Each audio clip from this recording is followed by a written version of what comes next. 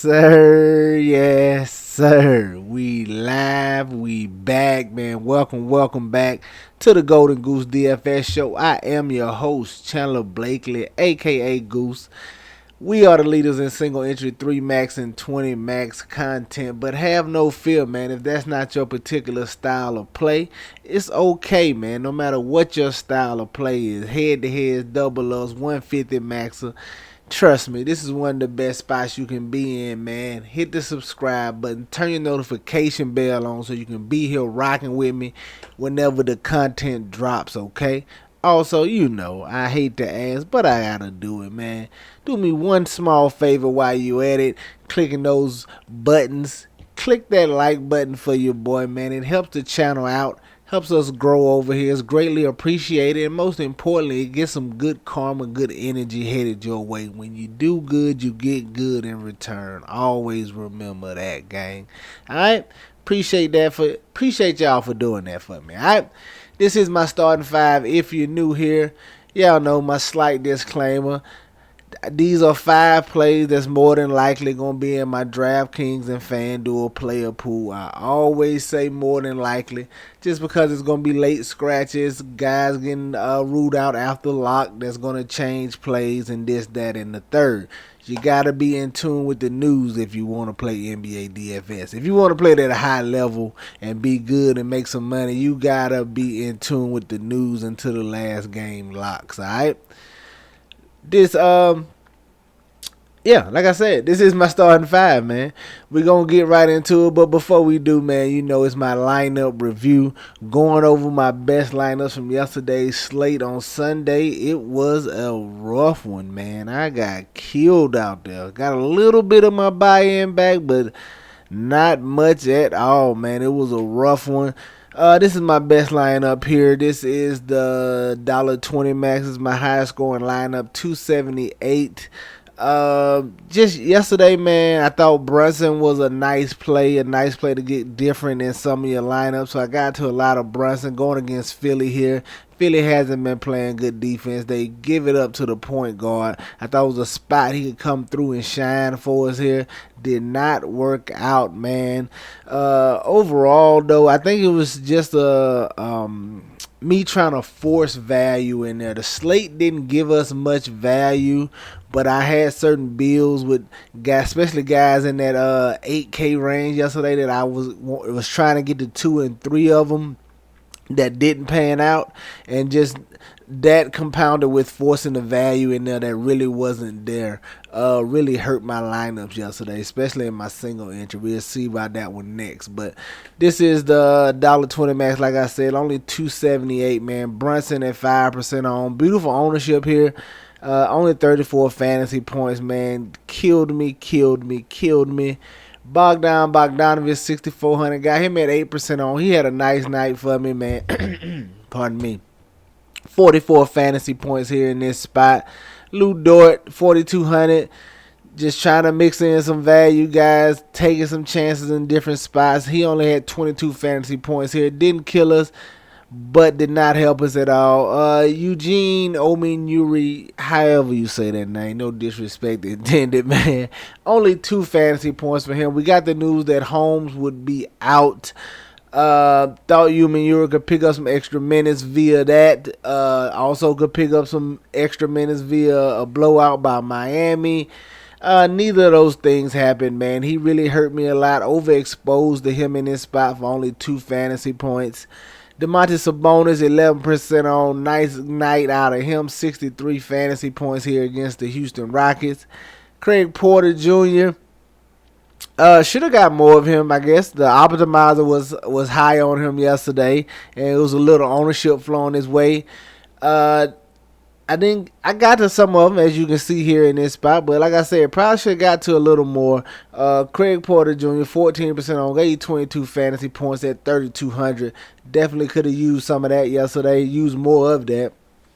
GG Jackson, just once we got that, finally got that Grizzly news, I saw him in the starting lineup. I thought he was a nice value piece to take some chances on. You know, he's a high variance guy, but definitely has some upside to him. Got one of his better games here, 45 fantasy points from him against the Thunder. And then Bam Adebayo, definitely wanted to play him, you know, centers against the Wizards. Nice spot for him there, 46 fantasy points. All right. Single entry, got absolutely cooked, man. 218, you can see it. It's a snowstorm in the middle of spring.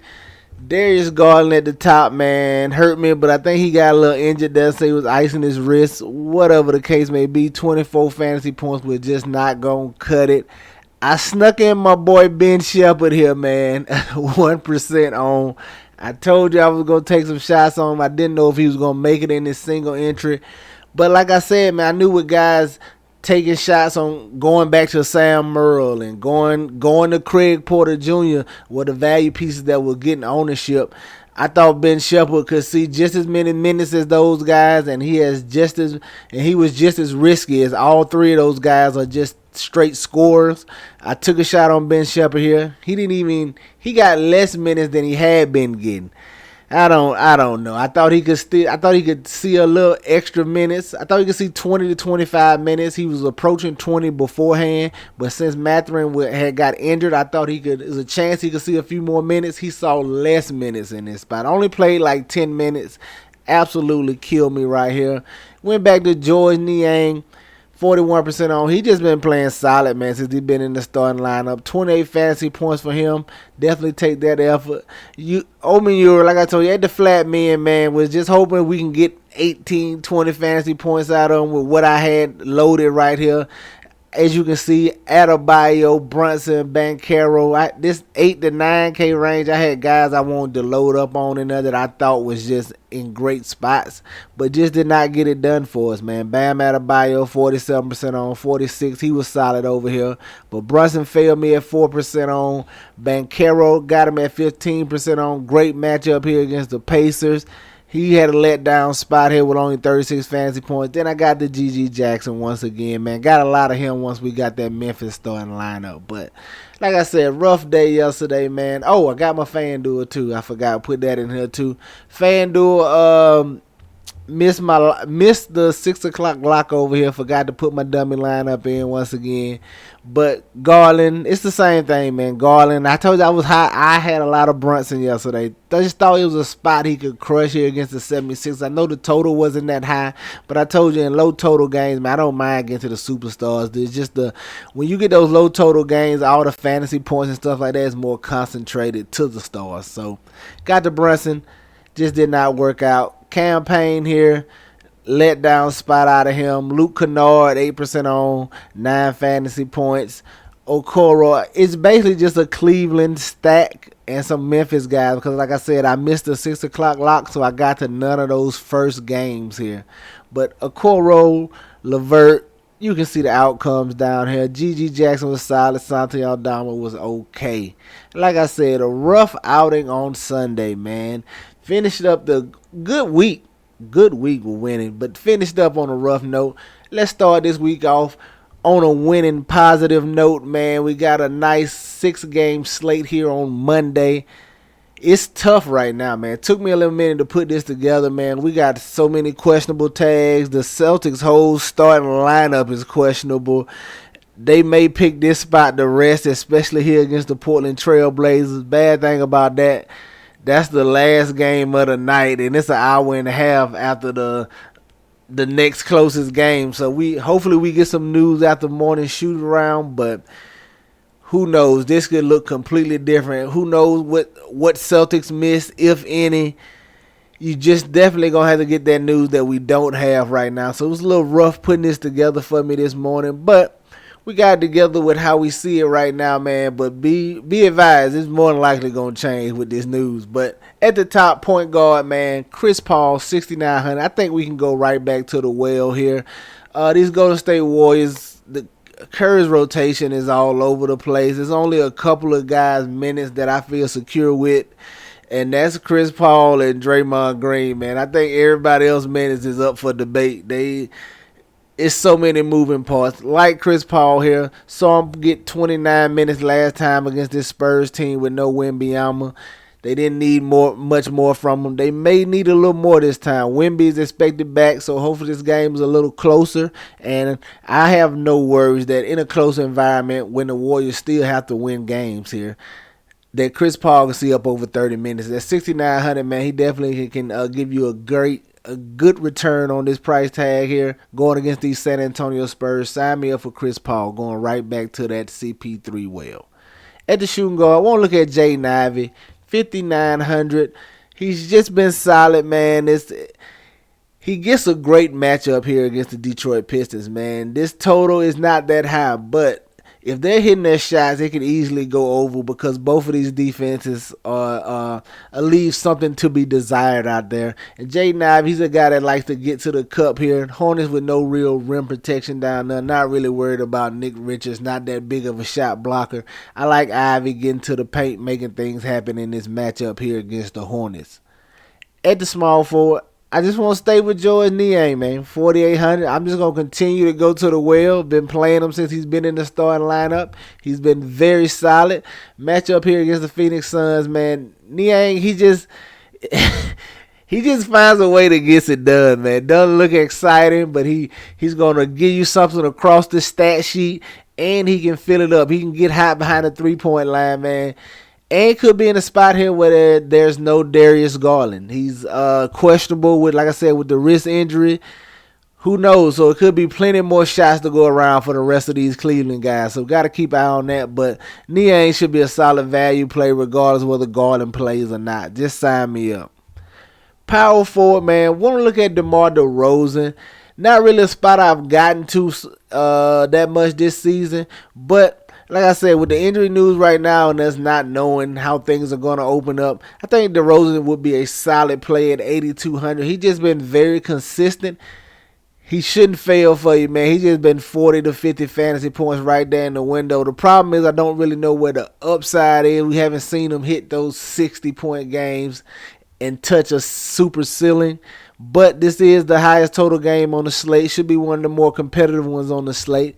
DeRozan is consistent, man, and you could just lock him. You could just pencil him in for 40 fantasy points in this spot. But hopefully pushing towards that ceiling. I definitely got my eye on DeMar DeRozan. At the center spot, listen, like I said, you can't trust these minutes, but if Trace Jackson Davis is starting again, I do have interest in him at 4,400. He's a capable guy. It's a great matchup against the Spurs, man. It'll be a tough battle down there with Wemby, but he's capable. He's a solid rebounder, man. He's involved in the game. I'm going to take some shots on him if he's in the starting lineup. But don't be surprised. Like, he got to start last time, only played 24 minutes. It is very, very risky. He's definitely not a sure thing here. But if he starts, I'm going to get to some of them. All right? There you have it. Your starting five for DraftKings. Chris Paul, Jaden Ivey, George Niang, DeMar DeRozan, and Trace Jackson Davis. All right? Let's go take a look at FanDuel and see what I'm feeling over there. At the top, man, standing in that Charlotte-Detroit game, I think you got to have some interest in Cade Cunningham. Has been playing very well as of late. Shot has been falling for him. Like I said, the Charlotte defense leaves a lot to be desired. Cade Cunningham, he's live for a triple-double. I think he finished one assist shy last game out. I like going to him in this spot against the Charlotte Hornets. At the shooting guard, want to look at Caris LeVert. Another risky play. But you know the minutes are going to be there. And if Garland is ruled out, man, he's going to be your primary playmaker, man. He's going to be one of the guys you want to get to, even though he's super risky. That'll bring Craig Porter Jr. into play as well. You definitely can go back there. He probably gets the start if Garland misses. But we don't have that news right now. LeVert is a solid play. He's risky, but he can pay off for you even if Garland plays, man. Sign me up for LeVert. Just a play that's solid right now and could potentially get better with injury news. At the small forward, want to look at Brandon Miller. $7K in this spot. He hasn't had those big games as of late, but he's been okay. He's been 30. He hasn't been destroying you. He's been very solid, 30 to 40 point range. But we know those big games are there. We know he has that high upside. With this game figuring to be a little tougher inside with for Miles Bridges to score, to go battling Stewart and Duran down there, it may lead to a little more outside scoring, and if Brandon Miller can find his shot and get it going, like I just said, he's capable of 50-point games we've seen earlier in this season, man. I like taking a shot on Brandon Miller in a game with a rather low total, but not good defenses on either side. I like taking some shots on Brandon Miller at 7K here. At the power forward spot, man, want to look at Jared Allen, 8,800. It's just his show, man. He's heavily involved in the offense, pick and roll, dribble handoffs. With those guys out, it's just been the story all year, man. I don't mind going back to Jared Allen here. He gonna have to work on the defensive end a little bit, guarding Nurkic. And I don't know how it's going to work out for him if Garland is out. But he definitely still should be involved in the offense. It'll just turn to pick and rolls with him and Karis LeVert. But I don't know how it affects his usage and shot selection. But Jared Allen's in play regardless. 8,800, sign me up. And at the center, man, I don't mind taking a shot on Al Horford. We do know Kristaps Porzingis is out. So expected Al Horford to get the start again. They're going to need his size to contend with Ayton down there on the other side. But like I said, who knows what this Celtics team does right here. Everybody's questionable. They had a tough stretch of games. You finally get a easy one against the Portland Trail Blazers. They may choose to let a lot of their guys rest. And Al Horford being the eldest of the crew, he's always live for rest. So we just have to see. But provided he starts, man, I like looking at Al Horford here. All right. There you have it, your starting five for FanDuel. Al Horford, Jared Allen, Brandon Miller, Karis LeVert, and Cade Cunningham, man. Get you some exposure to these guys. Get them in your player pools. You know they're going to be in mine. Y'all know, man. Any questions, comments, or concerns, hit me up down below. Holler at me on Twitter. I'll respond when I see it. That's going to do it for us here today, man. Y'all know the motto. Chances make champions. Y'all green up. I'll catch y'all next time, all right? Let's get it.